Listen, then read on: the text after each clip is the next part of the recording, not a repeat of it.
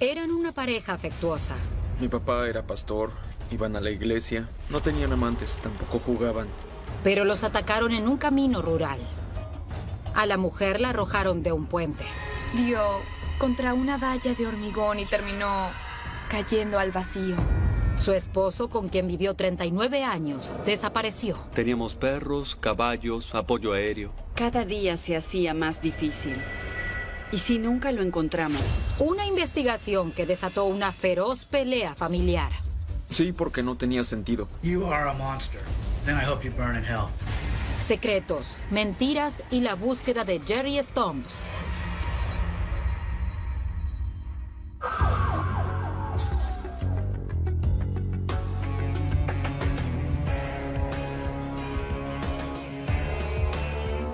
Caso criminal.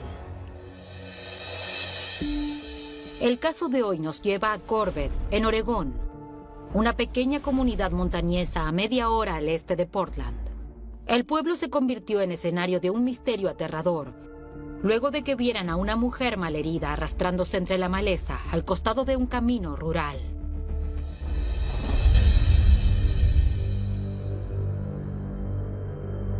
...6 de febrero del 2009... alrededor de las 8 de la mañana...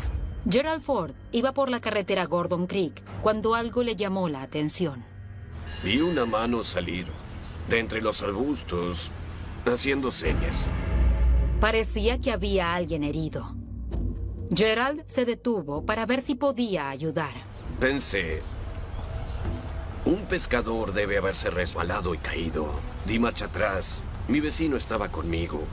Pasó sobre la barrera y bajó por la pendiente. Luego regresó y dijo que había una mujer ahí abajo. Al costado del camino vieron algo impactante.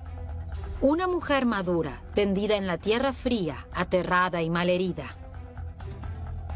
Cuando Gerald Ford y su amigo pudieron subirla por el empinado barranco, contó que había sufrido un terrible ataque.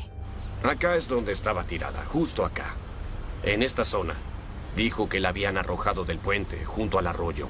El relato de la mujer dejó helado a Ford. Y él llamó a emergencias. 911. There's a woman that's thrown off the bridge on Gordon Creek Road. She's hurt. We need an ambulance and police. Ford no reconoció a la mujer, pero ella era muy conocida en la comunidad. Su nombre era Hazelyn Stumps, pero todos la llamaban Lynn. Vivía a unos pocos kilómetros de ahí junto a su esposo Jerry, que era pastor y un veterano de guerra condecorado. Tenían amigos en la comunidad, varios hijos, eran gente buena y religiosa. Cuando los paramédicos y los agentes llegaron al lugar, trataron de determinar cómo y por qué habían arrojado a Lynn del puente. Lynn les manifestó a nuestros agentes que estaba ahí con su esposo porque esa mañana tenían planeado ir de pesca con unas personas interesadas en comprarle su barco. Lynn le describió a la policía una transacción comercial común y corriente. Les dijo que ella y Jerry querían vender su embarcación de $40,000 y que habían publicado un aviso en internet. Hubo unos inquilinos de ellos que los ayudaron porque no tenían computadora, así que tuvieron que ir a ver a esas personas para que los ayudaran a publicar el aviso de venta de su barco. Decidieron usar Craigslist para publicar el aviso y encontrar algún interesado en comprarlo. Según Lynn, un hombre llamado Dave se comunicó por el aviso, pero a ella no le gustaba la idea de que un extraño fuera a su casa. Ellos acordaron encontrarse con él en el arroyo Gordon, salir a pescar un rato y también aprovechar para hablar de la venta del barco. Lynn dijo que todo marchaba según lo previsto. Jerry conducía el auto. Ella iba en el asiento del acompañante. Él se abrió del camino y se detuvo detrás de una camioneta. Lynn dijo que pensó que el hombre de la camioneta era el Dave que habían ido a ver. Jerry fue a saludarlo y los dos hombres se dirigieron al río. Ella decidió que no se bajaría, que se quedaría en el auto. Algo preocupaba a Lynn. Se sentía intranquila y decidió ir a ver a su esposo. y fue entonces que una reunión amistosa para hablar de la venta de un barco se convirtió en una pesadilla. Ella se bajó del auto, cerró la puerta y apenas hizo eso, oyó a Jerry gritar: «¡Corre, Lynn, corre!». Lynn recordaba haberse sobresaltado por la advertencia de su esposo. Contó que enseguida se dio vuelta y vio otro hombre que pareció salir de la nada. Había un extraño de cabellera prominente detrás de ella con un arma. ¿Era una emboscada? No había tiempo de pensar. Lynn salió corriendo desesperada por escapar. Ahí fue cuando empezó a correr. El segundo hombre la persiguió por un sendero y así llegaron al puente Gordon Creek, que fue donde, según ella, el hombre la empujó y ella dio contra una valla de hormigón y terminó cayendo al vacío desde 5 metros. Lynn quedó muy dolorida, pero de algún modo logró subir arrastrándose hasta el costado del camino. Tenía fracturada la pelvis, fracturada una costilla y también el coxis. Creo que dijo que le tomó varias horas subir desde donde el hombre la había arrojado del puente, que estaba a más de 5 metros del piso, y arrastrarse por la colina hasta el camino para pedir ayuda. Cuando Gerald Ford la encontró, Jerry, el esposo de Lynn, los 2 hombres y la camioneta dorada ya no estaban en el lugar. Aunque las heridas de Lynn eran graves, ella parecía más preocupada por su esposo Jerry. Y cuando la llevaron al hospital, la policía empezó a enfocarse en 2 preguntas clave. ¿Quién estaba detrás del extraño ataque esa mañana? ¿Y qué habían hecho con Jerry Stumps?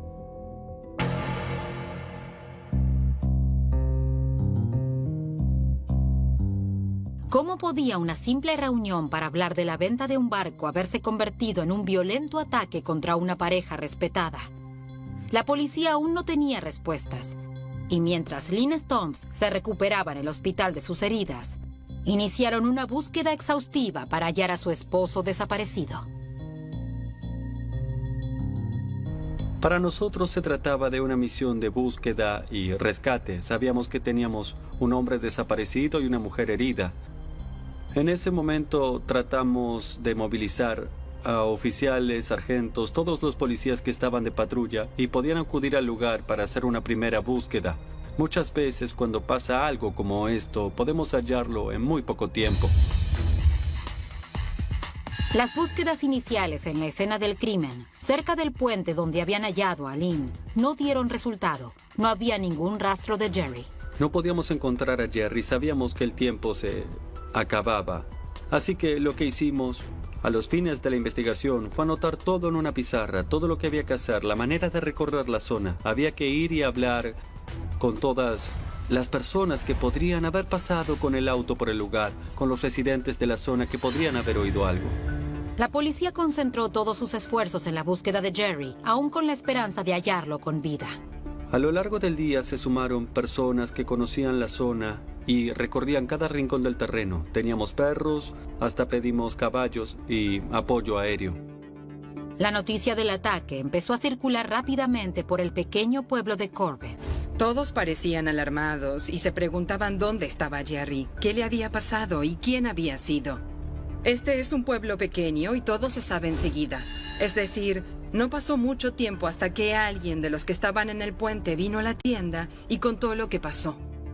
Cuando los 2 hijos adultos de Lynn y Jerry se enteraron del ataque, fueron de inmediato al hospital, donde se encontraron con una escena inquietante e irreal. Había policías armados rodeando el edificio. Mi mamá estaba herida y mi papá desaparecido. Pensaban que era un secuestro. Mi mamá estaba desesperada y decía, ¿qué está pasando? Hay que encontrar a papá. Estaba conmocionada, imagino. Para Adam y Jason, no tenía sentido que alguien hubiera querido hacerles daño a su madre o a su padre. Era buen padre, siempre nos apoyó, iba a vernos jugar al básquet, fútbol, al béisbol o cualquier actividad que hiciéramos. De niño, desde que era así de alto, tomaba mi escopeta e iba a cazar al bosque con él. Siempre fue buen padre.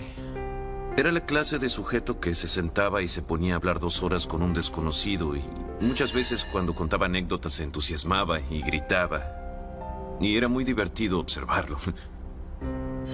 También era un esposo abnegado, con un gran corazón.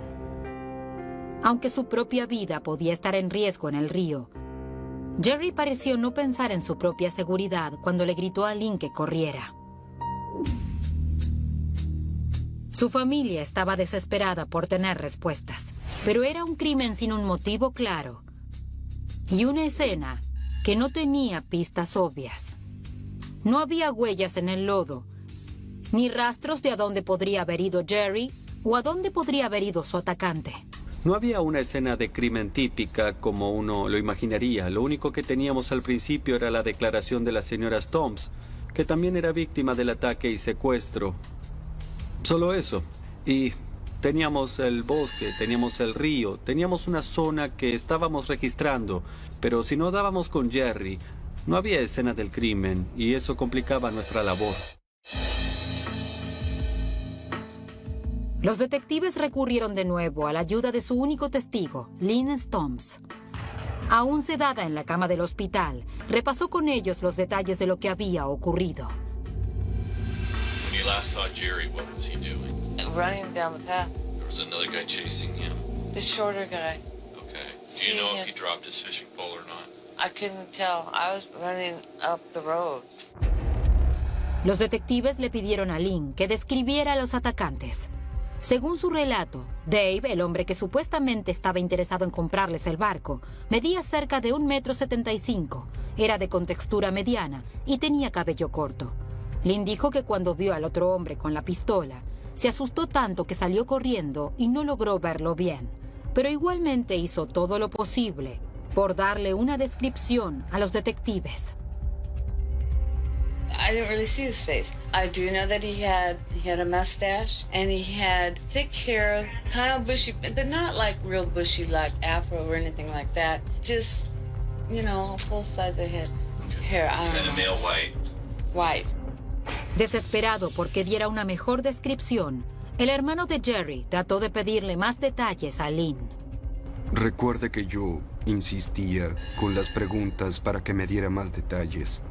Ya saben, de qué color tenían el cabello que tenían puesto, eran altos, corpulentos, qué autos tenían. Pero Lynn no recordaba nada más. Sus descripciones eran imprecisas y les faltaban detalles importantes. Aún así, los retratistas de la policía hicieron lo que pudieron. Hicieron 2 retratos, uno de ellos con un rostro en blanco. Los retratos se dieron a conocer en los medios. La familia sabía que era poco probable que surgieran pistas a partir de los retratos, pero aún tenían motivos para creer que Jerry seguía vivo. Llevaba desaparecido menos de 24 horas. Jerry era un experto cazador, un hombre aventurero, y sabía defenderse.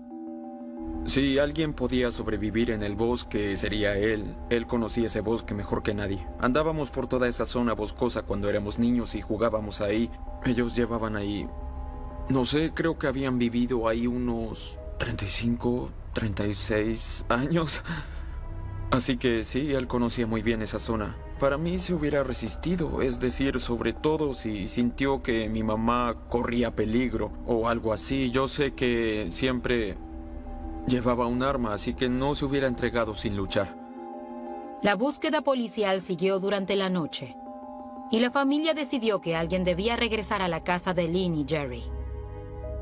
Él conocía la zona y pensamos que si esos hombres lo perseguían y si escapaba, él volvería a la casa. Cuando los hijos de Lynn y Jerry llegaron a la casa, su padre no estaba ahí. Pero Jason descubrió algo alarmante. El revólver de su padre estaba colgado de un perchero. Él lo llevaba a todos lados y cuando vi que estaba ahí, supe que había pasado algo terrible porque él llevaba el arma hasta la iglesia. La mayoría sale con su cartera, pero mi padre salía con un arma. Los investigadores estaban desorientados. ¿Por qué alguien atacaría a una pareja adulta en un camino de montaña remoto? Las horas pasaban y aún no había rastros de Jerry. Su familia se estaba desesperando.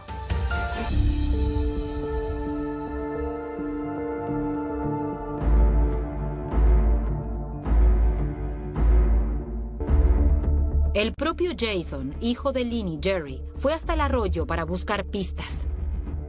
No había indicios de ningún forcejeo ahí. La cuestión era que, como ya dije, mi papá siempre llevaba un arma. Estoy seguro de que si él los hubiera enfrentado, alguien hubiera terminado herido de bala o algo así. La verdad, no pudimos hallar nada. Cuando él iba a pescar, siempre usaba un chaleco, botas de pescador, y esos chalecos tienen bolsillos por todos lados. Si uno se pelea con alguien, corre o incluso camina, las cosas se caen de los bolsillos, pero ahí no había nada. No había rastros de nada. No tenía sentido. Los dos hijos de Jerry estaban desconcertados ante la falta de pruebas en el río, pero lo que hallaron en la casa los hizo temblar de miedo. Era el arma de su padre, la que según ellos llevaba a todas partes, incluso a la iglesia. ¿Por qué se habría ido sin llevársela? Aparte de una escopeta tenía una pistola, pero siempre tenía con él la pistola. Uno de nosotros dijo, ¿por qué dejó el arma? Y no lo sabíamos. Y luego empezamos a pensar que sin el arma no tenía manera de defenderse. Igual él era un hombre fuerte, pero teníamos un cierto temor, nos daba menos esperanzas. Jerry no iba a pescar sin su arma. Y eso nos hizo preocupar mucho. Él nunca salía sin el arma. Y menos si pensaba encontrarse con personas que no había visto nunca. Postrada en una cama de hospital, Lynn Storms se sentía impotente. Con su hermana a su lado, lo único que podía hacer era preguntar por la búsqueda del hombre con quien estaba casada desde hacía 39 años. Era lo único que escuchaba esa semana que me quedé con ella. ¿Te dijeron algo? ¿Alguien sabe qué pasa? Así era. ¿Dónde buscaron? ¿Se fijaron ahí? ¿Se fijaron allá? La policía también estaba frustrada. La escena del crimen aún no daba pistas de dónde se habían llevado a Jerry, o ni siquiera de cómo lo habían secuestrado. Cuando bajamos a la orilla del río, un terreno mojado y cubierto de lodo, no había indicios claros de un forcejeo, de que alguien se hubiera caído o algo así, objetos, más allá de lo que la señora Storms había perdido o que se habían caído de su bolso. No había nada ahí que pudiera servirnos. La señora Storms había dicho que Jerry tenía una caña de pescar y todo el equipo necesario para ir a pescar al río. No logramos hallar nada de eso. Las horas se hicieron días y aún no habían rastros de Jerry Storms. Teníamos esperanzas, pero también mucho miedo. Y cuando caía la noche, era muy duro porque había pasado otro día sin encontrarlo. Y nos preguntábamos si lo encontraríamos, si estaba vivo, si estaba mojado, si tenía frío. Eso era duro. Cada día se hacía más difícil.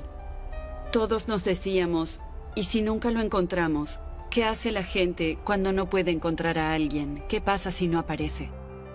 Pese a sus esfuerzos desesperados por colaborar con la búsqueda, Lori y Scott no encontraron nada que pudiera servirles a los investigadores. A 3 días de iniciada la búsqueda, pasó lo peor que podía pasar. Como no había pistas sólidas y no había aparecido el cuerpo de Jerry Storms, la policía canceló la búsqueda oficialmente. Ingresaron a Jerry en una base de datos de personas desaparecidas. Scott, su hermana y su madre dieron muestras de ADN para compararlas en caso de que hallaran algo.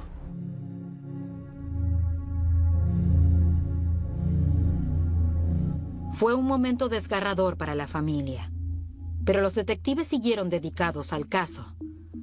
Centraron la investigación en la vida de Jerry, sus operaciones comerciales y sus relaciones personales. Empezaron a ver que era un hombre con una personalidad fuerte. Aunque era pastor, Jerry a veces era un hombre de carácter cerrado y no le caía simpático a la gente. Pues a mi papá lo amaban o lo odiaban, estaba muy aferrado a sus ideas. Si a alguien no le agradaba, se lo decía en la cara. Tú no me agradas, eres un idiota o lo que fuera. Era muy directo, no andaba con rodeos. Los detectives volvieron a hablar con Lynn para ver si podía ser más específica. Le hicieron una serie de preguntas directas. ¿Tienen enemigos? ¿Alguien les tiene rencor? ¿Le deben plata a alguien? ¿Es posible que haya discutido con su esposo? ¿Algún familiar discutió con usted o con él? Y la idea era conseguir toda la información posible para avanzar con esa investigación. Muchas veces al hablar con la gente, ellos no se detienen en los detalles como hacemos los detectives. Nosotros venimos de afuera, no tenemos idea de quiénes son, qué hacen, y escuchamos su versión y tratamos de que todo encaje. Para mí es como un rompecabezas. Tenemos que volcarlo sobre la mesa y de a poco, a medida que vamos uniendo las piezas, todo el cuadro empieza a cobrar sentido.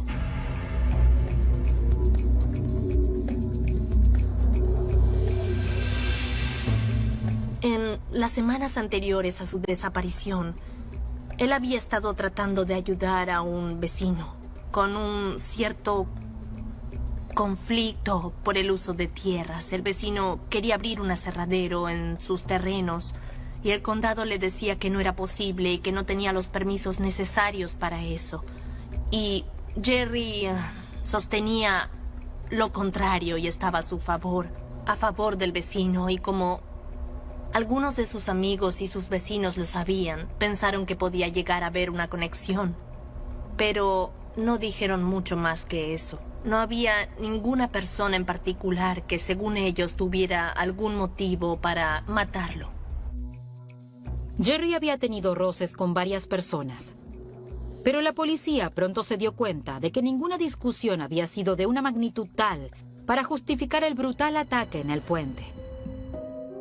Sin pistas claras que investigar, los detectives decidieron empezar de cero y reconstruir todo lo que había pasado la semana anterior al ataque. Debíamos ir hacia atrás y descubrir qué había pasado antes del día del incidente. Debíamos interrogar a todos los que habían hablado con Jerry antes de que desapareciera. Mientras los investigadores armaban una cronología de los hechos, Lynn les daba todos los detalles que podía recordar. Ella les dio una lista de personas y lugares en los que Jerry había estado la semana antes de desaparecer, y la policía investigó esa lista. Empezaron a hablar con amigos y familiares para determinar quién había sido el último en verlo, si tenía algún problema con alguien, si sabían quién podía ser el tal Dave o cómo podían encontrarlo. Los detectives cotejaron toda la información que habían reunido, hasta los más triviales, como los dichos de Lynn de que Jerry había ido a su tienda de habanos preferida unos días antes del ataque. Fueron a la tienda de habanos y los dueños conocían muy bien a Jerry Stumps, pero dijeron que no había ido ahí. Los investigadores chequearon metódicamente todos los datos aportados por Lynn. Según ella, Jerry había llamado a la tienda de jardinería para encargar unos productos. La policía determinó que quien llamó había sido Lynn. Lynn también mencionó que Jerry había ido al banco a pagar la cuenta de la tarjeta de crédito, pero no había registros de ningún pago. Los dichos de Lynn estaban plagados de incongruencias. Era cada vez más evidente que de todas las personas con las que, según Hazelin, él había tenido contacto esa semana, ninguna de ellas parecía haber visto a Jerry. ¿Podía Lynn equivocarse en tantos detalles? La policía empezó a desconfiar de ella y decidió investigar a fondo el matrimonio de los Stumps. Eran normales. Ninguno bebía alcohol, es decir, mi papá era pastor. Iban a la iglesia, no tenían amantes, tampoco jugaban, no consumían drogas. Discutían de vez en cuando, pero como toda pareja. Los detectives hablaron con Lynn y le preguntaron directamente sobre la posibilidad de un conflicto con Jerry. ¿Es posible que haya discutido con su esposo? Entonces Lynn dijo algo que lo sorprendió. I'm married for life, and he did too. I told him the only way he was getting out of this, well, I shouldn't say this, getting out of this marriage was through death, his or mine. Maybe that's not the smartest thing for me to say. La respuesta despreocupada de Lynn sobre su esposo desaparecido inquietó a los investigadores y le restó credibilidad. La mujer, que no solo había sido víctima del extraño ataque de esa mañana, sino la única testigo, de pronto pasaba a ser sospechosa del caso.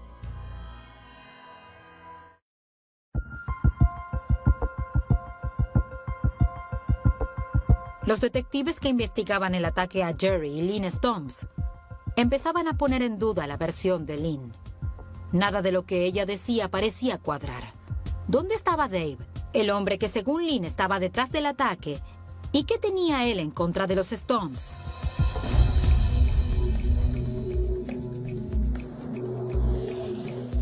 Sin otras pistas para investigar, los detectives trataron de dar con el misterioso Dave. Empezaron por los registros telefónicos de los Stomps. A partir de esos registros, la policía pudo identificar a una sola persona que había llamado hacía poco en respuesta al anuncio sobre el barco. Su nombre era Gary y él vivía en Eugene. No tuvo contacto con la familia Stomps y nunca había ido a ver el barco, así que enseguida descartaron que tuviera algo que ver con algo de eso. La policía luego fue a la casa de los Stomps y realizó una búsqueda meticulosa en toda la propiedad. Fueron a la casa para buscar información sobre quién era Dave. Revisaron todo para ver si había algún papel que dijera Dave o que tuviera su número. Pero los investigadores no encontraron nada que les sirviera para identificar a Dave. También revisaron la caja fuerte en la que Jerry guardaba su gran colección de armas. Al abrirla, todo parecía estar en su lugar. Pero notaron que el revólver personal de Jerry, el que según sus hijos llevaba a todas partes, seguía en el perchero donde lo habían descubierto tras el ataque. Un detective examinó el arma. En ese momento vio que había 2 casquillos usados y como era alguien que sabía de armas, le pareció algo raro que la hubieran disparado y que hubieran dejado 2 casquillos usados en la recámara en vez de extraerlos y recargar el arma. Jerry era fanático de la caza y de las armas. Parecía extraño que hubiera dejado casquillos usados en la recámara del revólver. John Kubik me dijo, si tu hermano disparó el arma, ¿no hubiera quitado los casquillos? Y yo dije sí. No tenía sentido dejarlos ahí. Esa fue una de las primeras pistas. La policía decidió enviar el arma al laboratorio para hacerle pruebas. Al recorrer el resto de la casa, los detectives notaron algo raro. Algunas habitaciones estaban desordenadas y llenas de cosas. Encontraron varias latas de refresco por toda la cocina y varios elementos como una almohada y unas mantas que sugerían que alguien podía haber estado durmiendo en la sala de estar. También encontraron muchas cosas tiradas sobre la cama de la habitación principal. Por el contrario, parecía que alguien había estado limpiando a fondo otras partes de la casa. Encontraron muchos productos de limpieza. Encontraron y fotografiaron botellas de blanqueador, amoníaco. Habían levantado las sillas y las habían puesto sobre la mesa del comedor. Había latas de pinturas en varios lugares. También había una aspiradora. Cuando los investigadores salieron al jardín, vieron varios montículos de cenizas, algo común en una comunidad rural, en la que se permite que los residentes quemen la basura. Pues todo lo que uno descartaba terminaba quemándose. Podía ser cualquier cosa. Al acercarse a uno de los montículos, los detectives vieron lo que parecía ser un animal muerto. Parecía un coyote al que había matado. La familia quemaba muchas cosas en su terreno. Luego revisaron el contenido de un pequeño bote de basura que estaba cerca de la puerta de vidrio que daba al comedor. Eso era un poco más raro, porque vieron que adentro parecía haber huesos. No sabíamos si eran de animal o alguna otra cosa, pero por lo que habíamos visto en la propiedad, era muy probable que hubieran quemado algún tipo de animal. Recogieron los huesos, los colocaron en bolsas plásticas y los enviaron al laboratorio. La antropóloga forense Nisi Baines fue quien los analizó. Yo abrí las bolsas el 13 de febrero de 2009 y de inmediato vi que se trataba de una vértebra lumbar humana o una parte de la columna vertebral.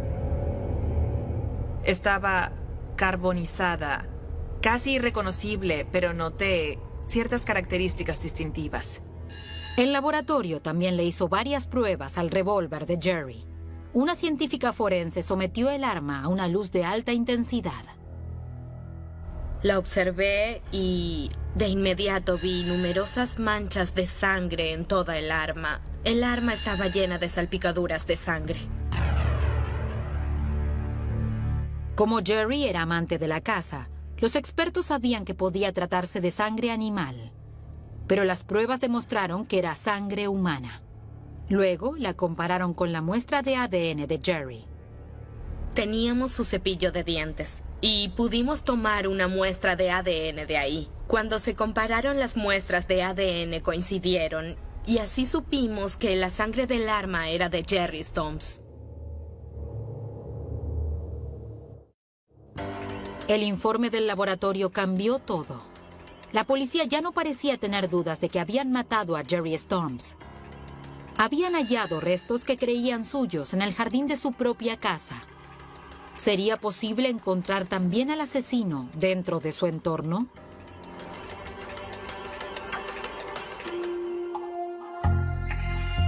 No hay que olvidar que los detectives no habían podido confirmar nada de lo que había dicho Lynn Stomps acerca del paradero de su esposo la semana anterior al presunto ataque. Si ella mentía sobre eso, ¿podría estar mintiendo también sobre el ataque mismo? Regresaron al hospital a ver a Lynn en busca de respuestas. My husband What we are saying was alive. Friday, Saturday, Sunday, Monday, Tuesday, Wednesday, Thursday, up until Friday. He was alive. He's still alive. I still believe he's alive. Lynn, I know that he's out there. Lynn. You're not looking for him. we are looking for him. That has never stopped. What we're trying to do is give you an out. I don't need an out. I know the truth.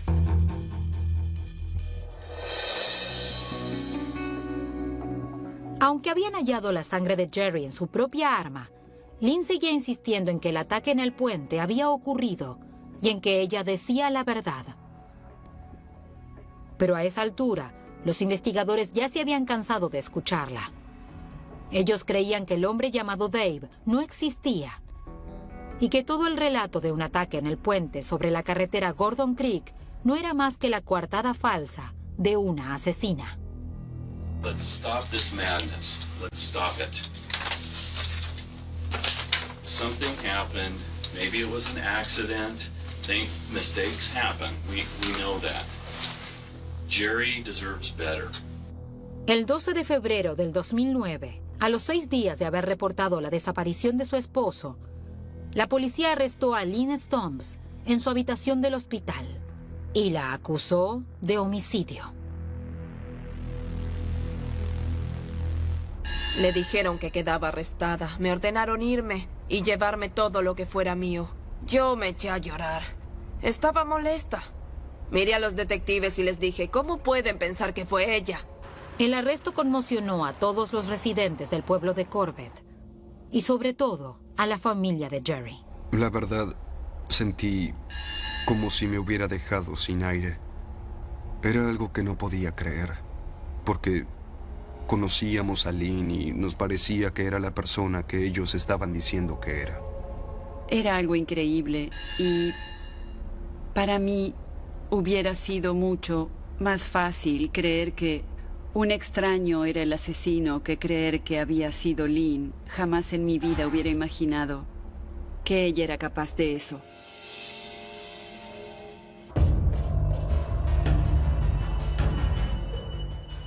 Lynn Stomps pasó a estar acusada de homicidio por la muerte de su esposo Jerry.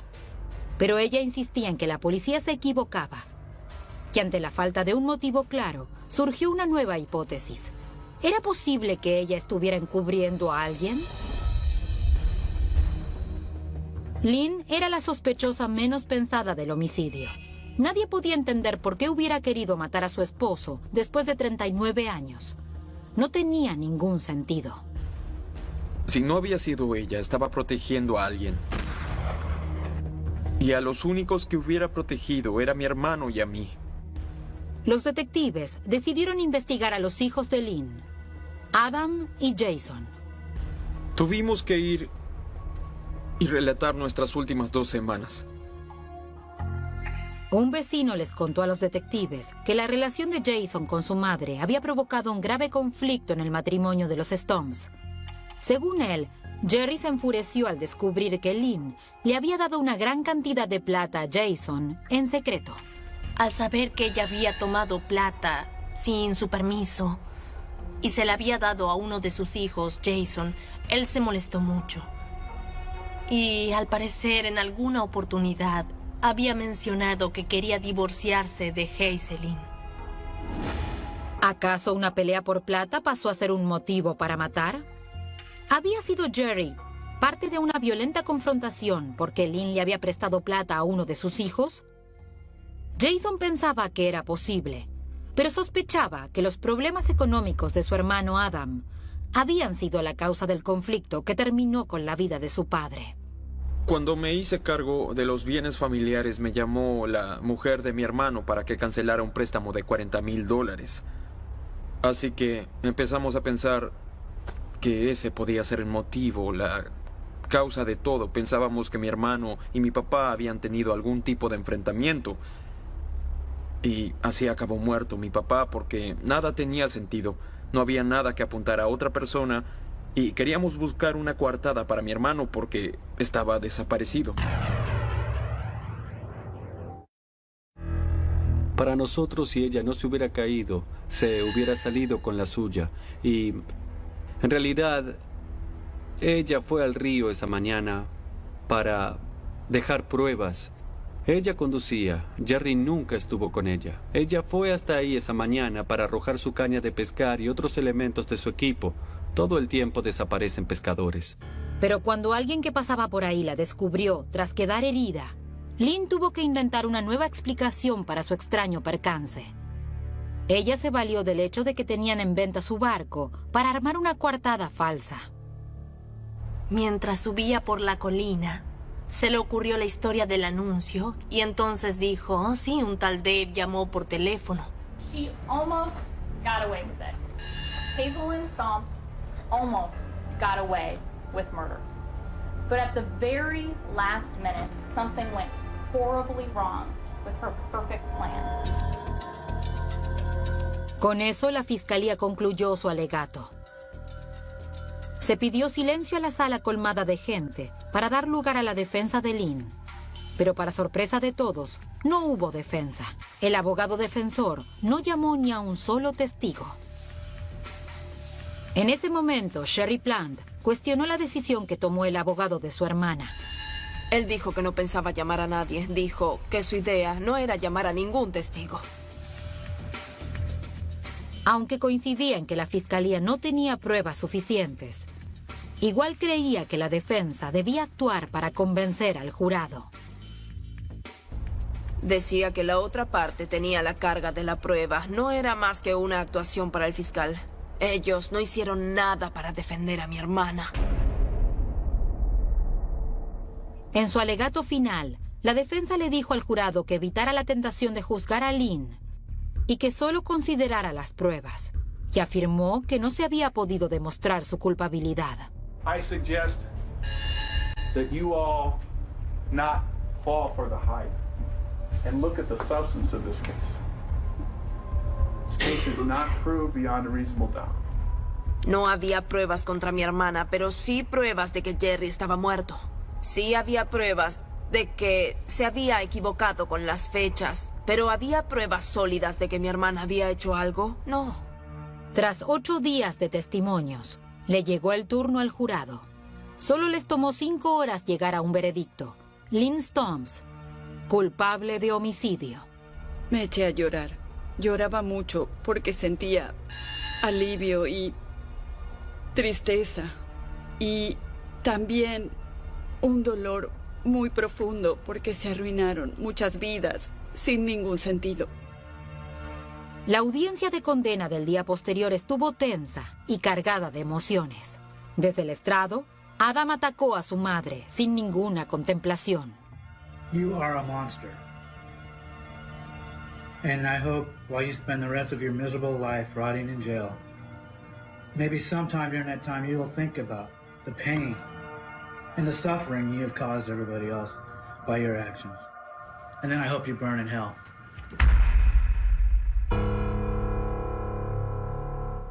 La observé todo el tiempo y todos pasaron adelante, la atacaron y ella no mostró ninguna emoción, no lloró, no pestañeó, apenas si respiraba.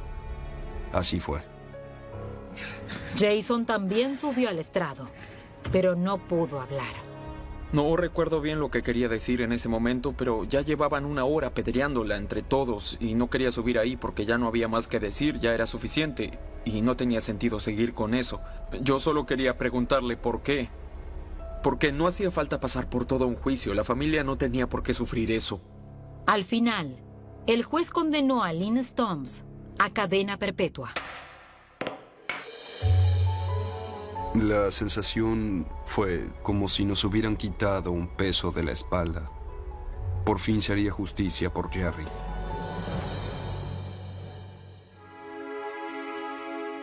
En marzo del 2011, casi 2 años después de su asesinato, Jerry Stumps pudo descansar en paz. Le dieron sepultura con todos los honores militares.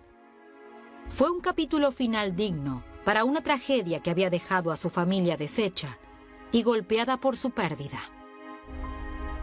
Todos los que conocían a Jerry lo querían. Él era el pastor, casaba a la gente, estaba ordenado, era cristiano, ayudaba a mucha gente, amaba a su familia. Él era muy buen padre, abuelo y esposo, adoraba a sus nietos. La verdad, siento mucha lástima por todos ellos. Perdieron a su padre y a su abuelo. Eso fue una gran pena, perder a Jerry. Uno era mi mamá y el otro mi papá. Perdí a mi papá en un hecho horrible. Y la persona a la que declararon culpable era mi propia madre, así que yo creo que no hay manera de describirlo porque sufrí ambas pérdidas al mismo tiempo. Ella me quitó a mi papá, alguien a quien admiraba, que quería mucho, con el que pasaba mucho tiempo. Cada otoño ansiaba salir a cazar con él. Ella les quitó a mis hijos el tiempo que podrían haber pasado con él. Ella le quitó mucho a muchas personas. Mucho. Ahora hay una piedra tallada en honor a Jerry en la base de la histórica columna de Astoria, en Oregón, con la frase "Sigue pescando" en inglés, grabada debajo de su nombre. Los esperamos pronto con otro caso criminal.